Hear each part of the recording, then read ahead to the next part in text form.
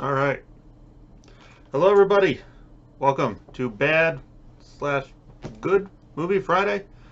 Obviously, I'm alone.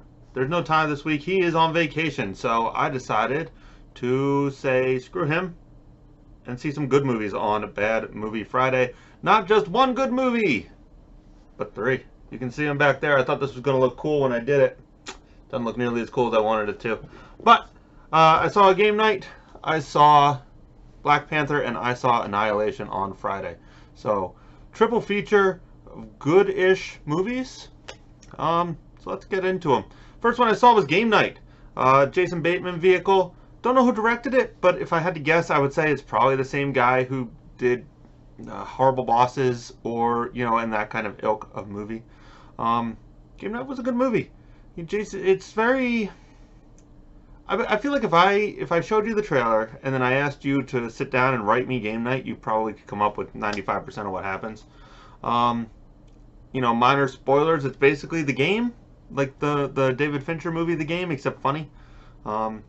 Focusing around the actual board game night, but it's one of those things where so I'm a nerd and everybody around me is a nerd, and we actually have game nights and we play things like Settlers of Catan and Gloomhaven most recently and stuff like that. So when I hear game night, I think like real games, but this movie means charades. They play charades in this game, and then actually, truthfully, that might be the only game they play. I think they just play charades or games very, very similar to charades, but that's a super duper nitpick. Like, to me, that's not a game night, but whatever. This movie's made for everyone. Generally funny. Todd. I think he's Todd from Breaking Bad. He is also one of the guys from Fargo season 2. You know him if you saw him. He's basically Fat Damon. He plays a very funny character in it, a cop with no sense of humor at all. But he's upset that no one invites him to game night. He's very good. Jason Bateman plays Jason Bateman. Rachel McAdams. She's a funny girl, and she's funny in this movie. I know I'm doing a very bad job describing it. People are people and stuff like that. This is like a medium movie. That's the thing. As far as just sort of generic comedies, generic rated R comedies go, this is definitely one of the better ones. Speaking of Horrible Bosses, I liked Horrible Bosses more, but this is certainly up there. I had a lot of really genuine laughs in it. There's a lot of little one-off throwaway lines, and they're pretty spectacular. But those don't really make a movie, so it's just a vanilla movie with a couple really great punctuations. Only other minor stupid gripe, Jason Bateman's 50, and all the people they're hanging out with are in their late 20s, maybe early 30s, and they're supposed to be their friends, and I think even Jason Bateman's character, they're trying to have a baby in this movie, him and Rachel McAdams. The problems are for a much younger person. I feel like the script was written for a younger person, and then they found out they could get Jason Bateman, who is just the perfect straight guy for these movies, and they're like, all right, we'll just put Jason in it. So there was a weird age discrepancy, but other than that, I don't know, B plus maybe. It was a good movie. It was a fun movie. I expected it to be shit. I didn't really look at the Rotten Tomatoes. Usually we look at Rotten Tomatoes scores before we decide what we're going to see. I was just like, well, this game night can't be any good. We've seen so many movies like it recently with Bad Moms 2 and Father Figures. We've seen a bunch of just sort of R-rated comedies, but this was up there. This was worth seeing. Definitely in the B-ish area. I took a little break after that because you can't spend all day in the movie theater as much as I would like to. So that night I saw Annihilation, the new movie from the director of Ex Machina. That director also wrote 28 Days Later and Sunshine, the Danny Boyle movies. Sunshine's a really great movie. People don't really talk about that too frequently, but it's pretty spectacular. Ex Machina, also a very good movie. I personally have problems with the ending of Ex Machina, but I know I'm alone in that, so I can't complain too hard about that movie. This is a fucking weird movie, and not in the sense of the movie is weird. It is, but that's not really my point here. I saw it once. I don't really know what to think of it yet. On its very base level, if this movie is literal, if I'm supposed to interpret this as this movie is presented to me on the screen, I think it might not have been terribly good.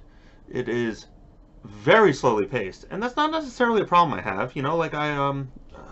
Blade Runner 2049 is possibly the slowest movie of all time, and I loved it. Saw that twice in the theaters.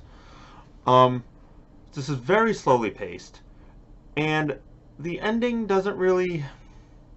I don't know, I kind of wanted it to be weirder almost. Nothing gets explained. People do things that don't really make a lot of sense to me. There's a lot of mystery and not a lot of answers, and typically I'm okay with that. But this one, I feel like it's trying to be a smarter movie than it was. That's if you take it literally. If you want to take this as metaphor or something along those lines, you know, like there's a lot of flashbacks to Natalie Portman's character as, you know, her in the real world, her and her husband, her and, spoiler alerts, potential affairs. There's a lot of flashbacks that don't seem to really tie into the movie itself.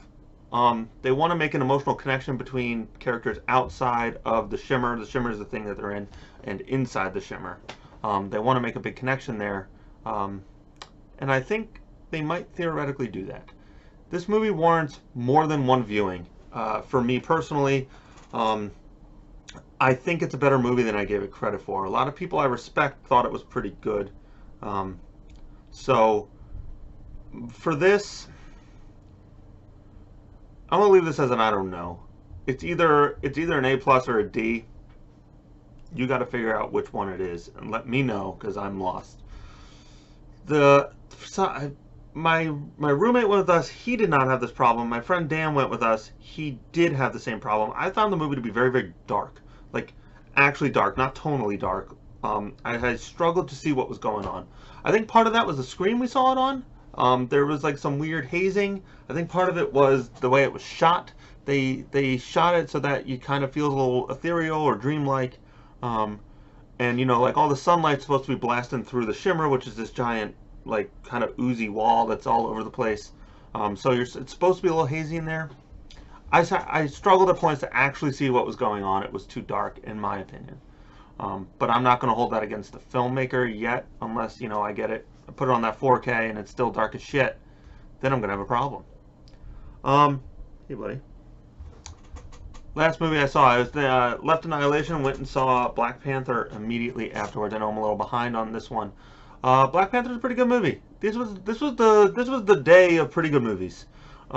Nothing blew me away, but also by the end of it, I was like, you know what? I saw 3 pretty good movies today, possibly with Annihilation. Black Panther is definitely one of the better Marvel movies. The CGI in it is fucking awful. Possibly some of the worst CGI I've seen since like the original Harry Potter movies. When the 2 Black Panthers are fighting at the end, looks real terrible. And I mean, look, I'm not trying to shit on someone's hard work. I'm sure someone out there, you know, put a lot of effort into making a Black Panther look good. But it looked like Play-Doh almost. It was awful. Movie's a little long. The action scenes don't do much for me. Black Panther, the character of Black Panther, T'Challa, he doesn't have a tremendous amount of charisma. But everyone around him does, so it sort of makes up for it. Michael B. Jordan, he plays Eric Killmonger in this. Terrible name, but whatever. These movies, it's so funny to have these movies that take place in the real world, and you know, like they try to make the costumes look good, and you know, they do their best to make sure, well, this is what Avengers Tower would look like if it was in New York City. But then you're shackled to these dumb-ass names like Eric Killmonger. Like, if you want to be the Killmonger, I guess that's fine. Maybe they give him a different name in this one. I don't quite remember. So, you know, if someone in the comments is like, oh, you fucking idiot, you know, his name was Eric Butterbean, and they just called him Killmonger. Sure. I'm sorry if that's the case, but either way, Eric Killmonger is the name of the character, and that's silly. He's a compelling villain, which is unique to Marvel movies. If I had to think of other compelling villains, it's a pretty short list. I like the Vulture in Spider-Man Homecoming. Obviously, I liked Eric Killmonger. Truthfully, that might be it. I don't remember Red Skull very much. Don't give a fuck about Ultron. Loki can be kind of good. He's a little hit or miss because the Thor movies are a little hit or miss. But you know, like he was good in Avengers 2. Is spectacular in Thor Ragnarok. Art direction in this movie is pretty great. Wakanda looks like an interesting place. I struggled a little bit to comprehend how the city functions, because like it's a major metropolitan city, but they spend a lot of time sort of in the periphery, like in the fields and stuff. There's a lot of like fights in fields. So I didn't quite understand like how Wakanda is and where everyone is. You know, like there's a tribe over somewhere that they're kind of isolationist, and you know, like I don't know exactly how far away they were supposed to be. It looked like they walked to the capital of Wakanda for a little while. So I don't know if they're just supposed to be like around the corner or they're supposed to be like way up in the hills. So there's definitely some spatial issues in the movie. Like I didn't get a good sense of the country of Wakanda. It could be this or it could be this, and you couldn't tell at all.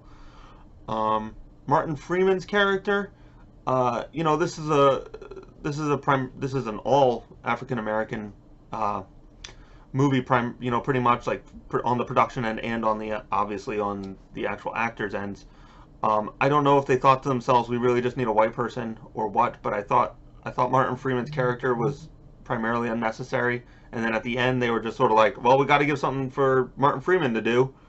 So I don't know. I don't exactly understand the logic behind that. I think they could have cut Martin Freeman's character completely out, and the movie would have been just fine without it. Soundtrack's goddamn great in this. I'm a huge Kendrick Lamar fan. He had a lot to do with the soundtrack, but even just the orchestral stuff is spectacular. There's a really good video out there. I think it's by Every Frame of Painting.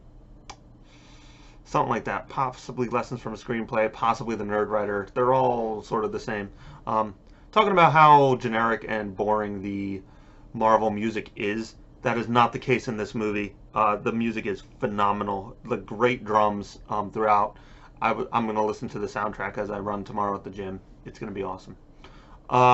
So as a whole, Black Panther, very, very good. Not the be-all, end-all. Certainly not a 97% on Rotten Tomatoes. Not the best movie of all time. Some cultural things in Hollywood may change from it, but it's not gonna affect anything long term. It's not going to, you know, the world isn't gonna change because Black Panther came out. But Marvel movies certainly have something to strive for now. I liked Thor Ragnarok better. I like both the Guardians of the Galaxy movies better. I remember liking Avengers when it came out, but now it has virtually no impact on my brain, so who knows if that's good or not. Black Panther definitely top 5. Probably top 4. I guess that's it. Black Panther was B+. B+,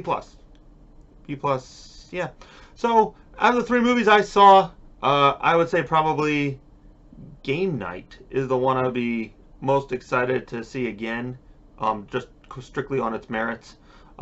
The one I'm most likely going to see again soon, Annihilation, because I don't know what the hell went on, and I'd like to figure out whether it's real life or metaphor. And if Black Panther's on USA in 3 years, I will watch that as well. And I'm going to listen to the soundtrack forever. So, there you go. Bad/good movie Friday. Sans tie. I get to do what I want, so I watch good movies, not 1, but 3.